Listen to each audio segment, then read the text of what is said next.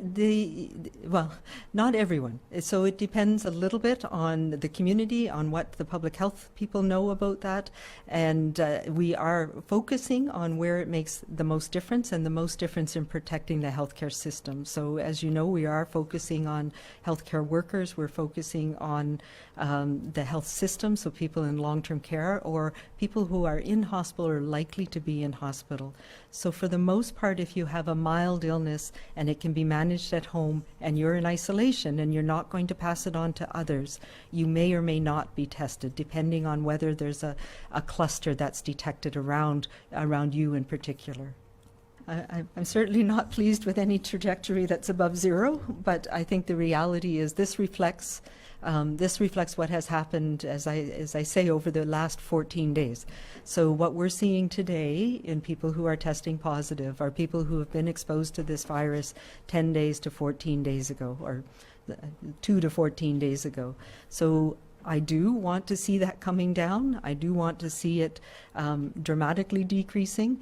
We have talked about the backlog, and so now the last couple of days we've had quite high numbers, and the backlog of tests has run through. So these are much more timely tests.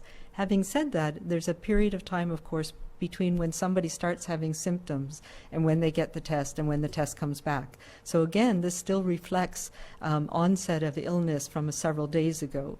So our whole purpose in the testing strategy is to try and ensure that we're catching people before they're able to pass it on to others, which is why that message about even if you have any symptoms, even if you have what you think is just a bit of a cold, you need to stay away from others and then determine whether it's getting worse, whether there's a risk for COVID-19, and whether you need to be tested or whether you need to just stay home until you're better, until you're no longer infectious to others. So it's a bit of a dance right now with all of the measures that we have in place in the community, plus our testing strategy.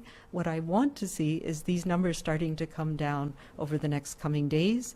And particularly when we look at our epidemic curve, we want to see that the onset of illness of people, the new cases starting, is going down. And we actually won't know that for a few days.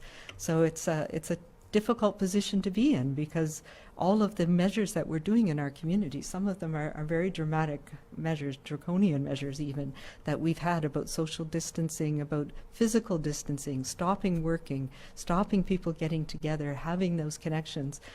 We are not going to see the impact of that and be able to measure it until next week.